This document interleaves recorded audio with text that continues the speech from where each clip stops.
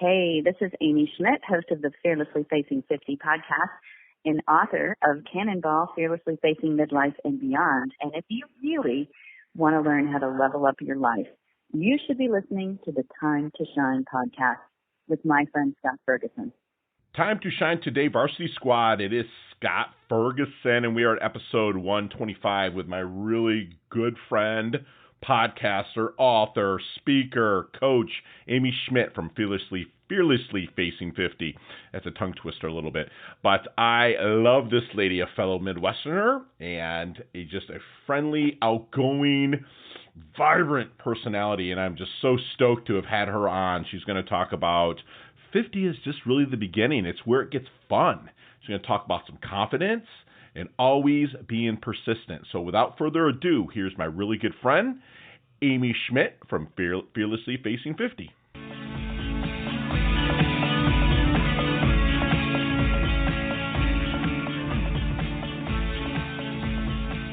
Hey, Time to Shine today, podcast squad. It is Scott Ferguson, and I've got me kind of like a kindred spirit here, Amy Schmidt. She is the owner, we'll say, of a website called Fearlessly Facing 50. She just authored a book that dropped June 10th, and she's trending like sky high, #1 on Amazon right now. It's called Fearlessly Facing Midlife and Beyond. I'm going to have a really cool giveaway at the end, so make sure you stick around through the whole conversation here that I have with Amy. Amy is a podcaster, which her podcast rocks, by the way. She's an author, public speaker, blogger, and founder of the brand Fearlessly Facing 50. She launched her business and brand 6 months before turning 50.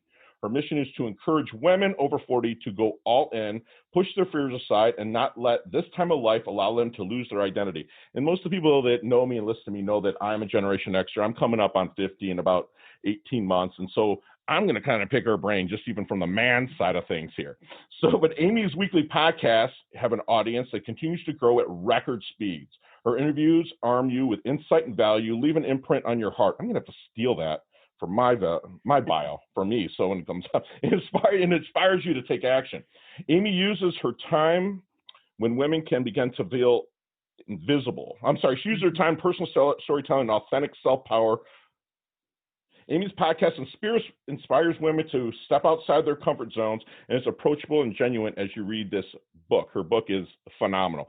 She's the real deal. Amy is married to her college sweetheart and has 3 children. Her work has been published in Grown and Flown, Scary Mommy Today, Parents, and many others. We got to just dig into this stuff. Her bio is super long, but I'm just going to kind of stop here and introduce Amy. We're going to kind of dig into Fearlessly Facing 50 and Fearlessly Facing Midlife.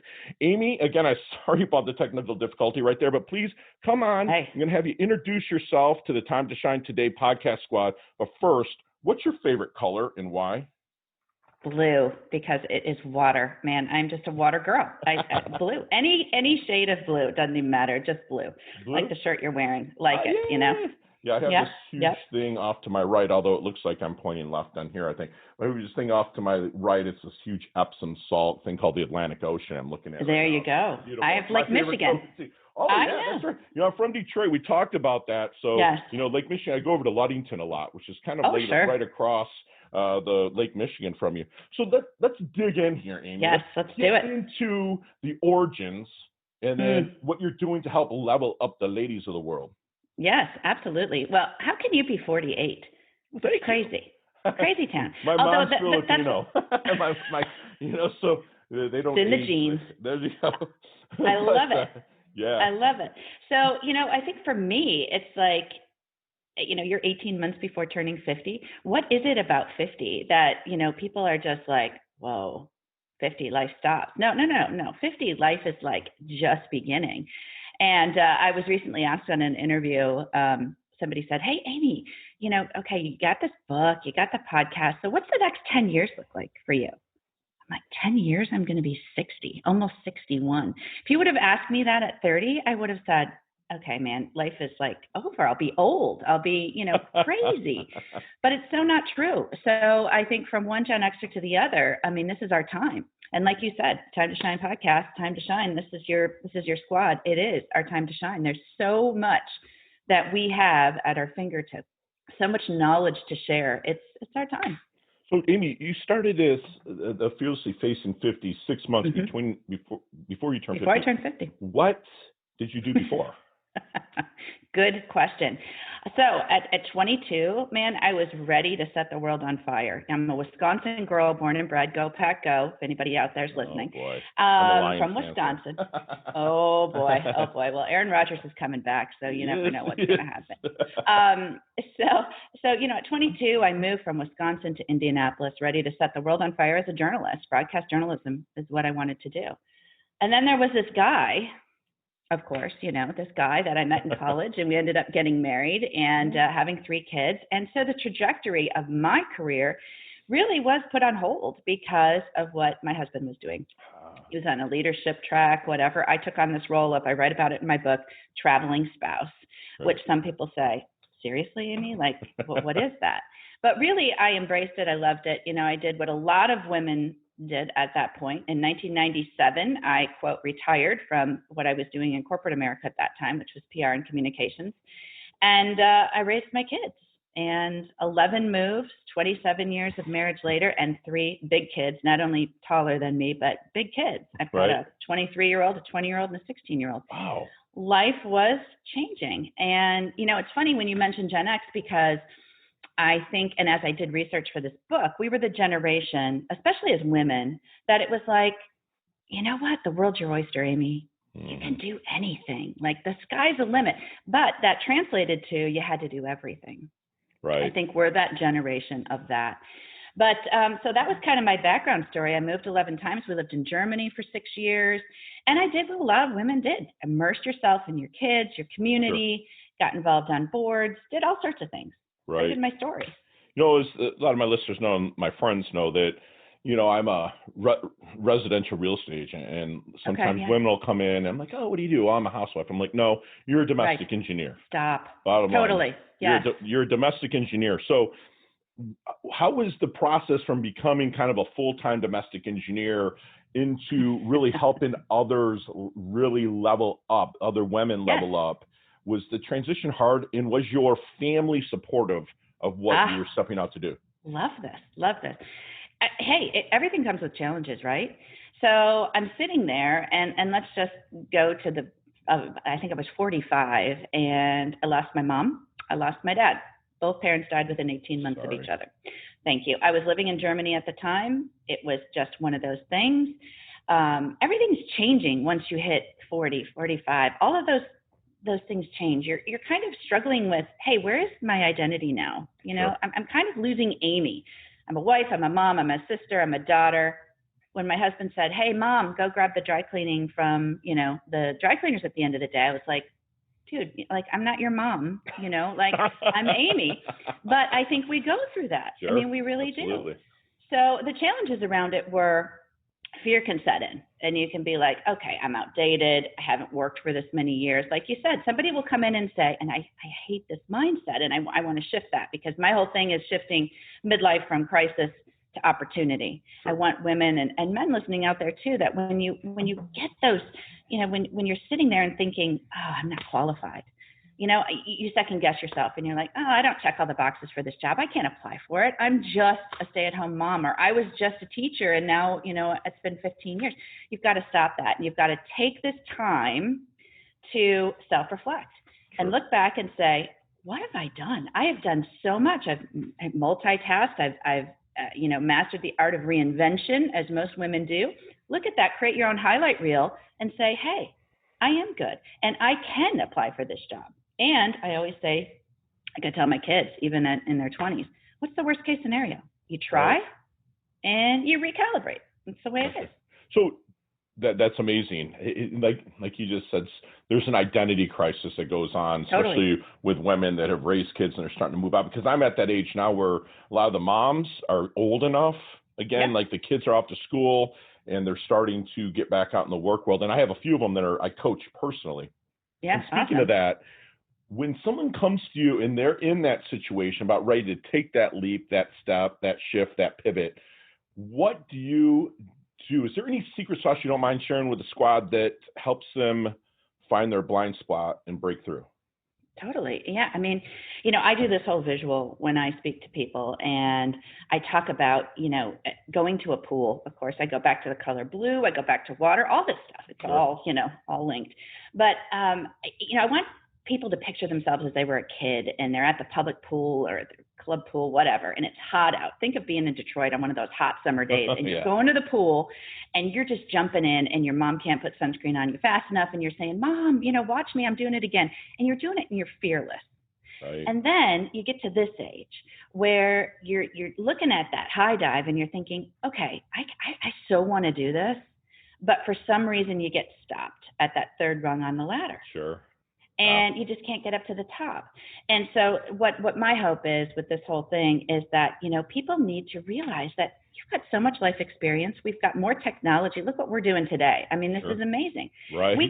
You can learn it. The power of Google. How many times Right. do you use it in a day, Right. So I want people just to climb up, not get stopped at the third rung, but go to the 10th rung and run to the end of that diving board. It's going to be ugly. Sure. Going to be uncomfortable. You're probably going to need to go to the chiropractor after. You're going to make this huge splash. Right. A cannonball. That's the name of my book. Cannonball with confidence, and you don't care who's watching, because at this point you've got so much experience, so much value to add. Don't let self-doubt come in, and that happens so often. We just count ourselves out before we even take that step. My big thing is get up, get dressed, get going every day. Love the it. 3 Gs. Every Get single up, day. get dressed, get going. Yeah. Like my friend Mel Robbins says, 5, 4, 3, 2, 1, go. Yeah, love right? her. I was on her Love show it. a while ago. Yeah. Well, She is amazing. So why women? Good question. Because women tend to, we have this whole role shift, I think, and we do have more of a tendency to lose our identity. I really think so. Absolutely. Because, you were a mom and you had 3 kids sitting around the table, and all of a sudden now it's you sitting across from your spouse or your husband or your partner or whatever. And you're like, wow, now I got to really start over. I'm needed differently. I think women really have this thing of being needed differently. And when you don't have your kids right there, or your relationship changes, or you lose your parents, or you're caring for your parents because your heroes that used to take care of you, now you're taking care of them. Right. Everything changes. And I think it's really a challenging, multifaceted time for women. 100%. That's the answer I was hoping for, because there is more a shift, pivot that women go through. Totally. Period. Because there's just, I'm not going to say they're programmed, but they step up. Like my lady, Susan, she's 55, and, she has 4 kids range from 33 down to 28 or 24. And it's like, she has this kind of shift that, she held on to her youngest for a long time, Yeah. Oh, yeah. And now now he literally went out on his own, and I could see the identity kind of shifting in her. She's going to be that's who the book's going to as well for her. So I love it. I love you, babe, but you got to read this book. Hey, so let's get in our DeLorean with Marty McFly. Yeah. Remember Back to the Future? Your Generation Xer like me, so totally. I can picture Michael J. Fox. There you go. So not the Alex P. Keaton one, but the Marty McFly.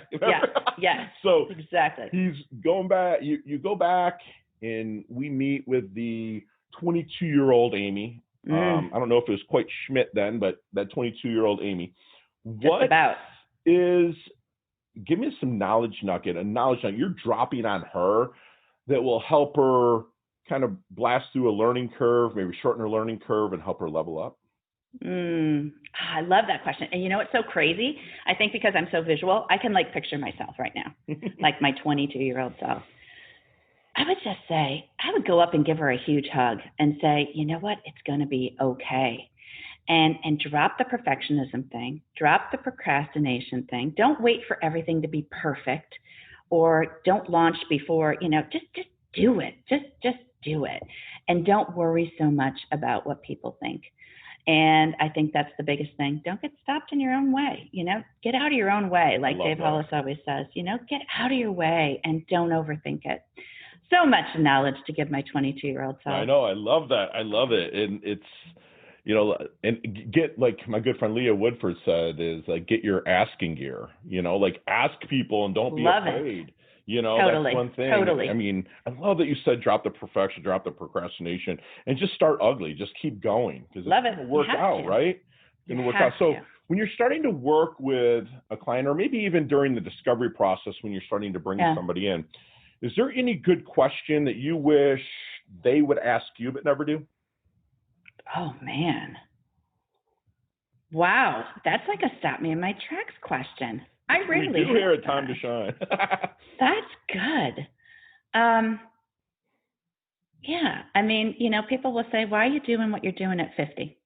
Okay. Well, that's fair enough. That's fair enough. I mean, honestly. Yeah. I mean, honestly, that's I have to really think about that question, but why now?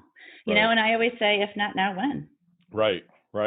And I want to be asked about my fails. I mean, like, how did you really suck at something? Oh, hey, ask me, because I'm pretty transparent. I don't put that out there, but if someone asks me, I love to tell my stories. Me too. Okay, I want to hear yours, but can I tell you mine? Can I tell you mine? Please. Because that is a great way of, and I'm doing a presentation later today, actually virtual. But I do this whole podcasting thing, and I learned this podcasting thing, soup to nuts, 6 months before I turned 50. I'm not overly tech savvy. I took a lot of trips to the Genius Bar, and they'd be like, "Well, here she comes again." All right, I'm exiting stage left. But so I'm going all in on this podcast. I'm sitting in my office. I've got everything set up. I have my mic, take my deep breath. I have my little picture of who I'm focusing on, thinking, okay, I can do this. Like, I'm ready to podcast. And I go for it. And I'm just all in, do it, and then I'm done. And I sit back and I take a deep breath and I go to find the audio file. It's not there. Hello. Did not press record. Did not press record. Okay. And so I'm thinking right there, I mean, think about that. Everybody that's listening today or watching, think about those times when, hey, it takes confidence to fail, right? Sure. Totally. You sit back and you go, okay, am I really going to be able to do this?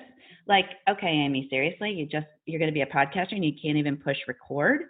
So all that said, and then you're like, screw it. That was a good practice for what's to come next. Now I know what I'm doing, but that's my story. And I share that in my podcasting workshops and my other presentations. And they're like, seriously? Right. Or like when Simon Sinek was giving a presentation, I write about it in my book, when all of a sudden he lost his train of thought. I mean, when does that happen? Like, you look at him and you think, whoa, he's off. Yeah. He's off. But he took that opportunity to build trust. Sure. And say, hey, I'm authentic. Right. I make mistakes. I goof up. So what's yours? I want to hear your epic fail. Oh, mine was a major imposter syndrome when I was younger. I come from a kind of a crazy background, crazy upbringing, and I won't get that deep, but I just had such an abandonment issue, kind of being an orphanage, bounced around from families. And I would always kind of fake it till I make it. I was never genuine, and I would take huge offense to anybody that questioned me. And then my mentor is like, listen, man, you have to live a duality of life. And actually, the Duality podcast is my most listened to podcast. Has over 10,000 episode, has over 10,000 listens. And basically, the duality that he taught me and what I use and I pass on, either through mentorship or to clients, is that don't give a shit, excuse my language, about what anybody thinks of you. Right. Check. As long as you don't disrespect them or hurt them in any way, don't care what they say. Along with that, the duality part, while you're doing stuff, serve as many people as you can. Period. No matter what the situation is, open a freaking door. If it's pushing a grocery cart back into Publix parking lot, or maybe Kroger, if they have them up there, but so that was it. So I had a really bad imposter syndrome, and that's what I tell them. I mean, I lied a lot just to get like fake it till you make it. I did, and I'm not proud of it, but I put it out there, But back to you, Amy. You can get me on your show anytime. Okay. Actually, I'm going to ask that, folks, one day. So what are three nouns, person, places, or thing that Amy cannot live without? My family. Okay. A swimming pool. Okay.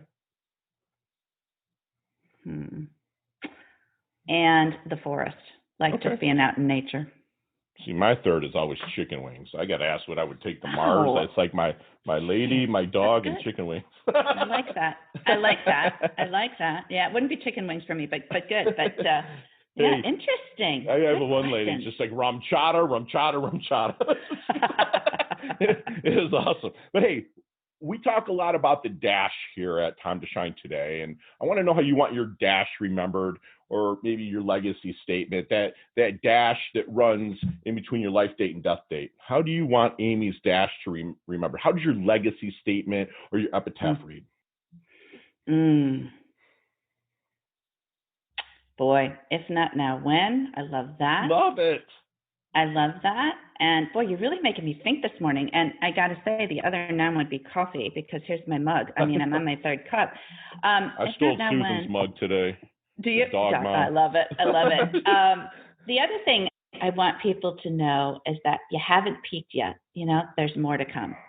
And yeah, I haven't peaked yet. I'm just getting started. I love it. And I think that's so important. You're living your legacy, people. Amy. From what I vetted you out, and then this conversation and what your book has read, you are living your legacy. Yeah. And that's what I want people to do, and to align with people like you levels me up like crazy. Yeah. And I can see why you're so popular, why you're getting interviewed by people like Mel Robbins, why you're out there crushing it in life. That's just fantastic. So what would Amy's definition of a life well be?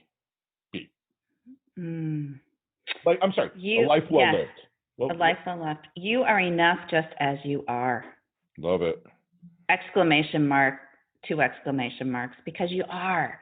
You're enough just as you are. You're a miracle, right? Totally. And just to actually savor and revel in the fact of what you've accomplished to this point in your life, no matter your circumstances, no matter your story, just sit back and reflect and create that highlight reel of what you've done. Because we don't, men, women, we're on to the next thing. Bigger, better, this, that, chasing it. Just sit and revel in that. And it's an amazing thing. I love the highlight reel thing. And I people sit there and they say, wow, I guess I did do that. Oh, wow, I remember that. It makes you think back. We don't do that enough. Yeah. It does. So as we wind things down here just a little bit, we get into our leveling up lightning round. You and I could talk 15, 20, 30 minutes on each one of these, but I need a 5-second answer, no explanation, just the answer. All right. Ready? These are easy though. No stuff. Okay. What's the best leveling up advice you've ever received? I hope I don't have to answer this in 5 seconds. Just to go for it. Love it. Go for it. Go for it. Share one of your personal habits that contributes to your success.